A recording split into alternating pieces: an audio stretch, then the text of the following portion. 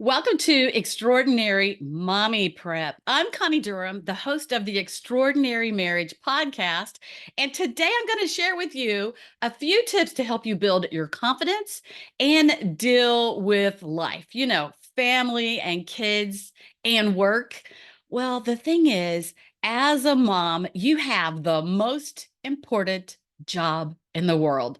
Sometimes in this world, it's diminished and it's made to be less important, but you have the most important job there is. And at the same time, you have the hardest job there is. Why is that? Because life is ever changing. Your family is changing, work is changing, the needs are changing. And today I'm going to share with you some ideas on how to keep confidence and how to understand how your family members are all different. When you understand the differences in your family, then you are able to work better with them and manage better. And then I'm going to share with you 10 ways to keep your energy up and keep your happy on. All right, are you ready? Well, whenever my kids were small, I taught ballet. And when I taught ballet, I would always say, I never worked. I would always say that I was at dance class. And so, or my kids would say, Mom's dancing. So I never gave myself credit for working. Well, later on, while still teaching dance, I began a career with Mary Kay Cosmetics. I became a consultant, been doing that over 30 years, and I have 21 years in leadership with Mary Kay. I won diamond rings, like 7 diamond rings. I won 2 cars to drive, tons and tons of prizes. But at the same time, when asked, what does your mom do? My kids, and I also would just say, oh, she's at a party, a Mary Kay party, or she's at a meeting. I never gave myself credit for working. Do you give yourself credit as a mom for running the household? Maybe you pay the bills, do the shopping, run the kids around, plan the meals, cook the meals, and all of that kind of thing. Well, about the time that I started in my third career, the extraordinary marriage, I started to view things differently. I had a few years on me, my kids are big, and I started to think, well, I've never given myself credit.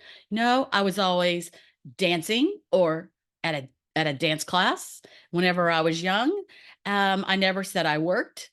And then I was at a party, a Mary Kay party, or at a convention with some friends or whatever.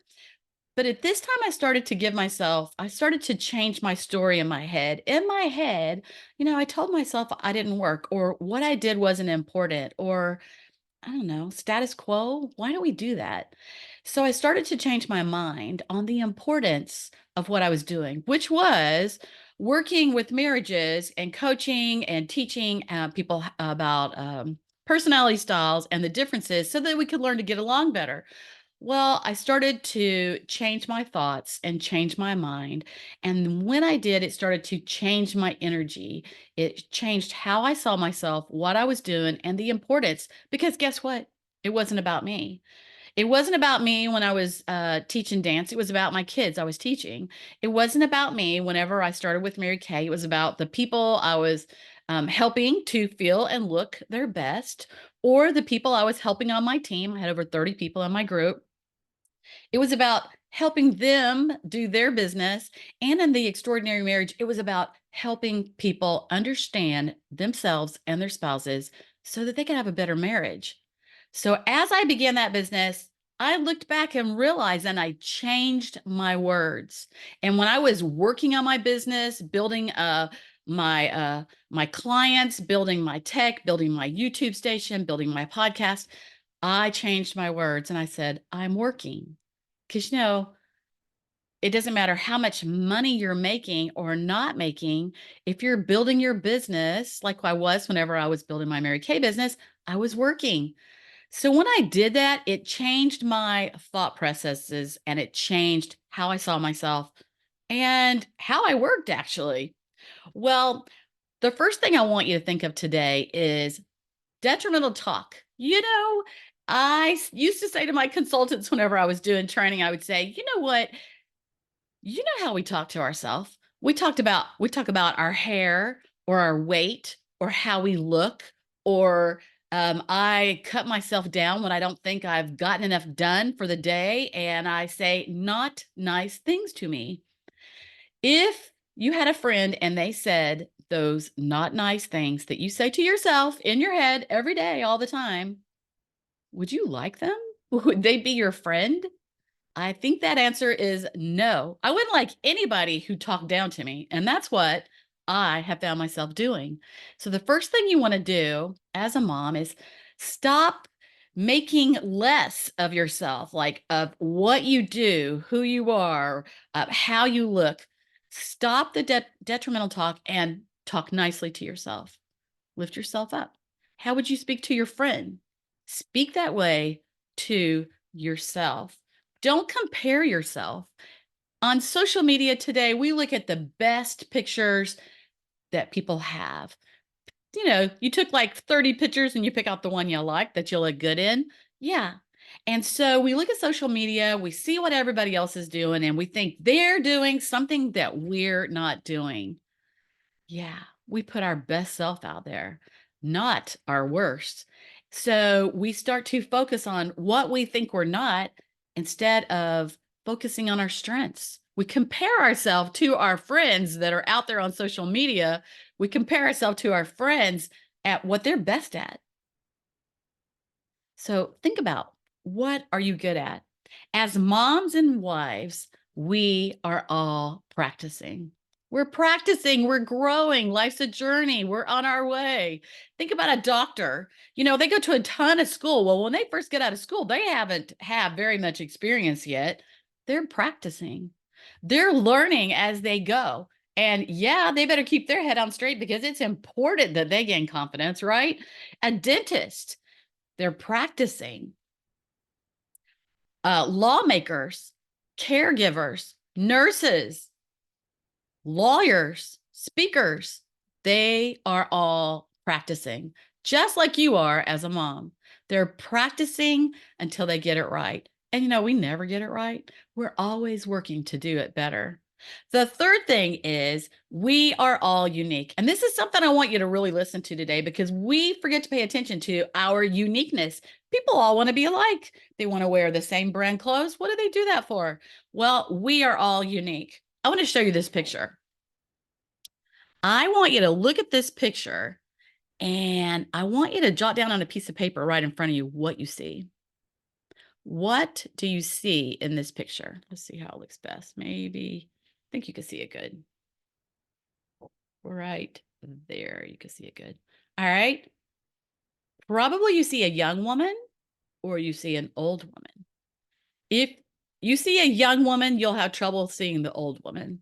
And it doesn't mean anything specifically. It really is just talking about the fact that we all perceive things differently. Other people perceive you differently, more than likely, than you perceive yourself. Here in this picture, this is of the hair of the young woman, and this is kind of her side. This is her chin. She has a choker on her neck, and this is a feather, like a feather boa, and that's her scarf. The old woman, if you see her, this is her bangs. This is an eyelash and an eye, and this is a nose. And she too has on a shawl, but this is her chin and not her neck. Can you see it? You may have to back it up and look at it again. How do you perceive that picture? The young woman or the old woman? Well, remember, I just told you that we all see things differently, right?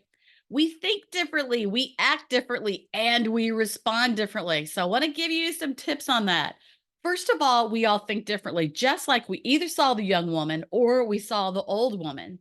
But when I talk about people thinking differently, there are personality styles, and it's very predictable.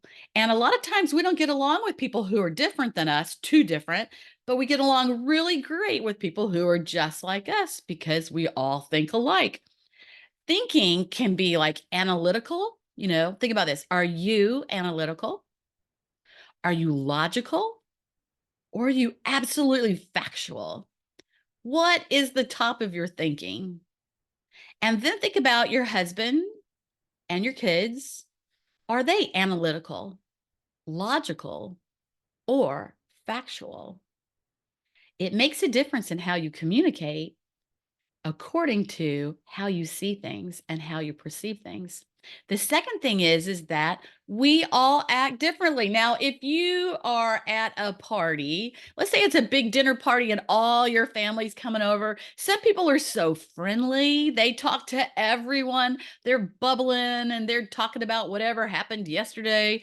Some people are very quiet. They're kind of sitting in the corner and they're quiet. It doesn't mean you can't talk to them or they won't talk to you, but maybe they're very cautious and you have to approach them to have a conversation. Maybe you have to be a little quieter and not so bubbly, not so talkative.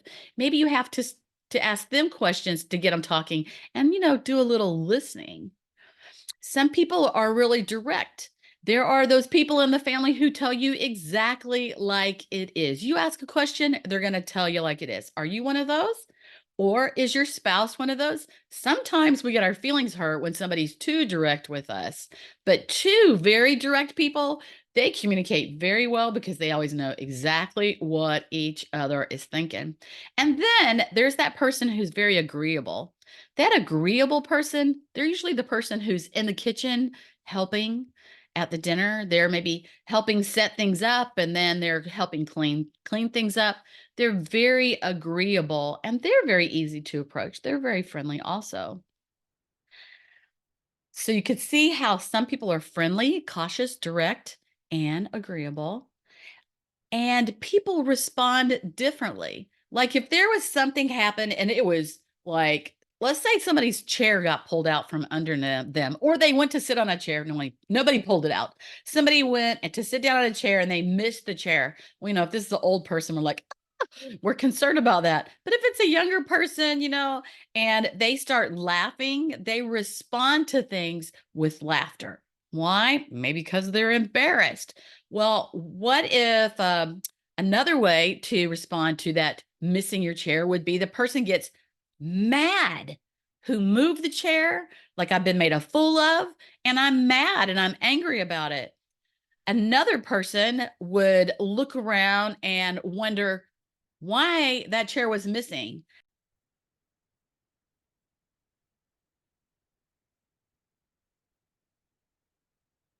All right.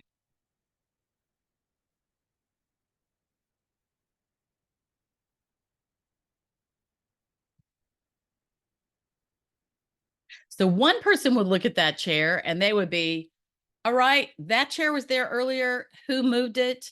Things are supposed to be in their place. This person's a little controlling and they're not going to think it's so funny whenever they miss that chair. And then there's that one person, like they're really patient. You just can't get their feathers ruffled. And they go to sit down on the chair and they're like, oh, it's nobody's fault. I'm okay. They're a very patient person with everyone.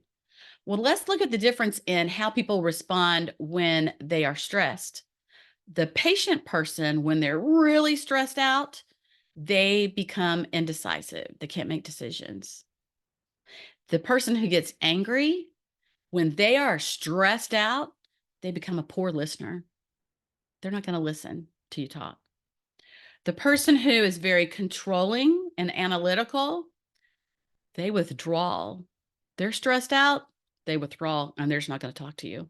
And you think that you're having a problem because they're not talking to you, but actually they're having a problem and they're just not going to talk about it. And then the person who uses humor, they laughed whenever that chair got pulled out. Well, they become sarcastic. Yeah. I'm a humorous person and I deal with things with humor. And I take things lightly most of the time. And then suddenly one day I realized after I learned this that when I really got pushed and stressed or I was tired or whatever, I would become sarcastic. That's bad. I would become sarcastic. And sometimes that got me in trouble. So if you think about yourself and how you think, how you act, and how you respond to things, and then you think about your spouse, how they think, how they act, and how they respond. Are those different? Are those different? And is it helping you get along, your differences, or are you having some conflict there? You can even take this, since we are talking about the Extraordinary Mommy Prep, you could take this and you could look at it in the way of your kids. Yeah, each one of your children acts differently, thinks differently, and responds differently. It's very apparent. And once you start to learn all this, you realize how very apparent it is. And you start to learn how you can deal with your kids better, how you can lift yourself up, deal with yourself better because you are who you are. Each person is special in God's sight, and how you could deal with your husband better. Maxwell's books in the book called Everyone Communicates, but Few Connect. Yeah, even at home. Most people want to improve their situation in life. And when they find someone who can communicate something of value to them, they will usually listen. So today, is any of this hitting home? And are you listening? Well, I want to finish up by giving you 10 ways to keep your cup full because as moms, how each member of the family relates to each other is sometimes uh, draining, and sometimes, everything's fine and different days deal you different circumstances, right? But here are 10 ways to keep your cup full. Because as a mom, you're like, I've got 3 kids, I've got grown kids, 14 grandkids. I've been married for 45 years. And once I started studying the science of human behaviors, I started to understand myself and I started to understand my family and I started to understand other people that I dealt with better. It really helped me find myself and become more comfortable with myself. So let me share a little bit with you on these. Number one is don't sweat the small stuff. Too many times we let all the little things get us all riled up. Yesterday, my daughter was talking about dealing with her kids, and they were getting ready to go to her mother-in-law's for dinner. And she was ready to go as usual, and she was waiting and waiting. And usually, she's getting stressed out, trying to get everybody to get ready to go. And yesterday, she just decided that she got ready, got everything ready to go, and then she let the husband and all the kids at will. She has a couple of teenagers and a couple little people. And so, it was like they were really late getting to the mother-in-law's. But the husband said, "Hey, are you ready?" And she's like, "Yeah, I've been ready." So she didn't sweat the small stuff. And hey, she didn't sap her energy by trying to get everybody ready and having such a hassle. The second thing is let go of unforgiveness. Too many times there's something we've not forgiven. And that also goes along with the personality style. Some people have trouble saying, I'm sorry. Some people have trouble forgiving or letting go. Well, you know what? It just saps our energy when we don't forgive somebody. So let go of unforgiveness. The third thing is what gives you energy? Is it activity, getting out doing something new and adventurous? Is it hanging around with people or is it taking a long hot bath and or reading a book? Figure out what refills your cup and make time for yourself and schedule time for yourself. It's important because you can't serve others out of an empty cup. Number 4, hang with positive friends. Yeah. Do you have a friend who's always complaining or never has anything nice to say or is always critical about everything? Hang with positive friends. And I have found it's important to watch positive shows on TV, listen to positive music. I love Christian music and I love my good old rock and roll back from the days.